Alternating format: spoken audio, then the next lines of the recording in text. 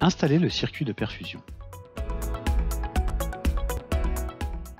Dans un premier temps, retirez le circuit de perfusion stérile de son emballage extérieur de protection. Ensuite, en utilisant une technique aseptique, retirez l'emballage stérile en ouvrant d'abord la partie de l'emballage la plus éloignée de vous, suivie des deux côtés et enfin de la portion la plus proche de vous. Transférez le circuit de perfusion sur un champ stérile. Une personne habillée en stérile retirera alors le circuit de son support. Retirez le ruban de papier fixant les couvercles intérieurs et extérieurs du circuit. Retirez le berceau du rein.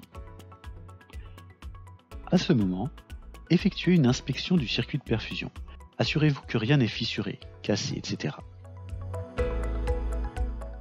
Préparez le live port pour recevoir le circuit de perfusion en écartant le câble du capteur de pression et en ouvrant le bras de verrouillage à ressort ainsi que le bras de verrouillage de la pompe à galets.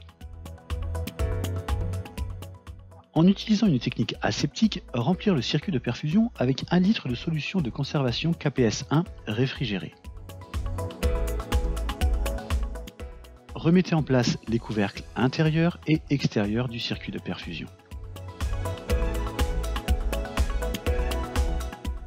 Le circuit de perfusion est remis à une personne non stérile pour être placé dans le bac à glace du LifePort Kidney Transporter.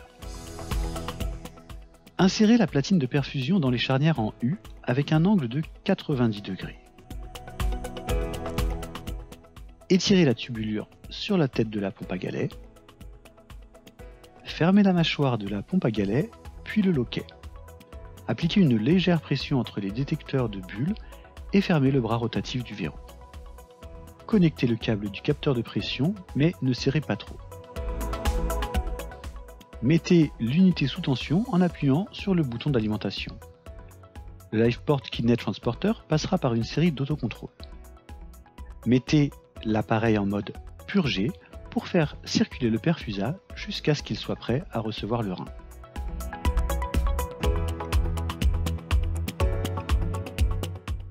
Une fois que le piège à bulles est rempli de solution et que la solution commence à revenir via la ligne de purge dans la cassette, faites une rotation lente de 45 degrés afin de faire pivoter le LifePort pour éliminer les bulles d'air dans le système.